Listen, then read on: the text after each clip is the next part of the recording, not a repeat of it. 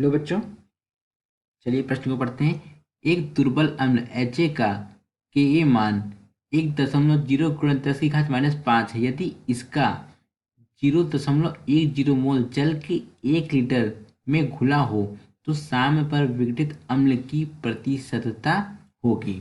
देखिए बच्चों, हमें क्या करना है कि साम्य पर विघटित अम्ल की प्रतिशतता हमें यहाँ ज्ञात करनी है। देखिए बच्चों, ये हमें 4% दिए हुए हैं विकल्प के रूप में।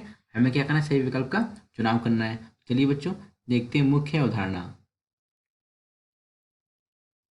मुख्य अवधारणा। देखिए बच्चों, हमें क्या करना है, यहाँ पे हमें क्या दिया, एक दुर्बल अम्ल दिया हुआ है। क्या दिया, दुर्बल अम्ल। इसका क्या, किस नाम से दिया, HA है, ये दुर्बल अम्ल है।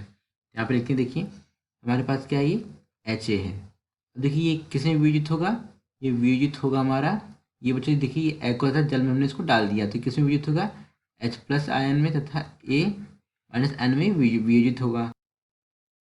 तो यहाँ पे देखिए बच्चों, हम क्या करेंगे, स्टार्टिंग में यानी कि प्रारंभिक अवस्था में t = 0, जब t = 0 था, जब अभिक्रिया नहीं हुई तो हमारा जो अभिकारक मोल क्या होंगे बच्चों, कितना होंगे, उसकी संख्या क्या होगी, यानी C होगी।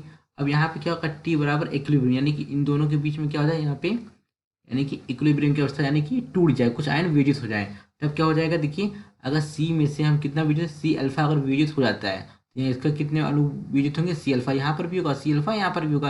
यानी सी अल्फा जब टूट जाएगा, यहाँ पे आयनों में वियोजित हो जाएगा, तो यहाँ पे क्या होगा बच्चों, यहाँ पे सी अल्फा ही निकलेगा, तो यानी कितना घटाएंगे, सी अल्फा ही घटाएंगे। अब हम क्या करेंगे, अब हम देखेंगे के निकालेंगे, क्या निकालेंगे, के यानी कि साम्य स्थानांक अम्ल के लिए। तो क्या होगा, देखिए उत्पाद की सांद्रता H+ आयन तथा A- आयन की सांद्रता बटे बटे HA की सांद्रता। देखिए अब हमें क्या करना है, अब हमें यहाँ पे हमें पता है कि इनका कितना कितना आयन यहाँ पे वियोजित हुआ है। तो कितना आयन वियोजित हुआ है, यहाँ पे सी अल्फा हुआ है ना। देखिए तो सी अल्फा इसका गुणा है सी अल्फा बटे C-C अल्फा। तो C-C अल्फा, तो हम वहाँ पे C कॉमन ले लेंगे तो क्या हो जाएगा, C1 - अल्फा हो जाएगा। C से C कट गया तो क्या बचा, ये बचा हमारा यहाँ पे C अल्फा स्क्वायर बटे 1 - अल्फा।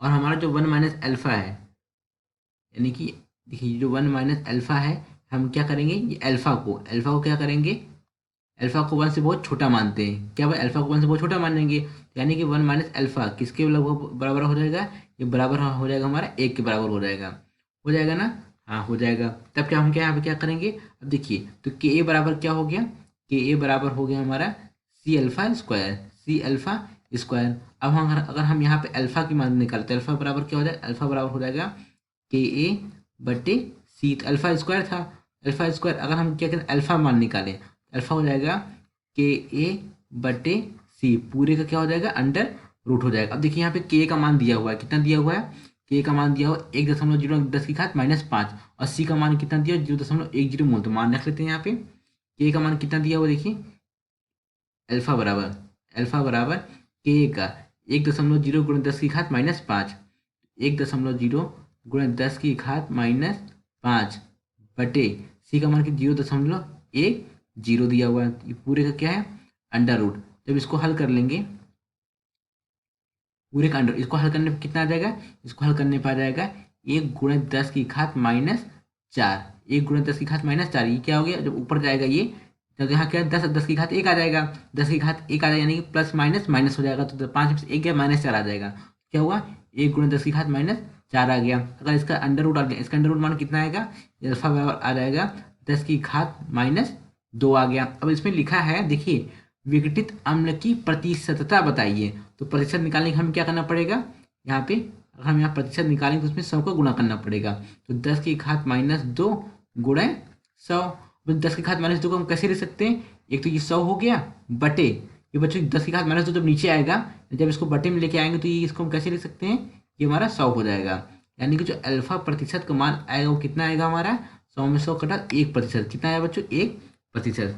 तो बच्चों हमें क्या निकालना था, यहाँ पे अल्फा प्रतिशत यानी अम्ल की विघटित मात्रा प्रतिशतता में ज्ञात करनी थी, कितना आ गया, 1%। 1%, अर्थात दिए गए प्रश्न का सही विकल्प कौन सा होगा बच्चों, विकल्प ए। प्रश्न का सही विकल्प क्या है बच्चों, विकल्प ए। आशा करते हैं आपको समझ आया होगा। धन्यवाद।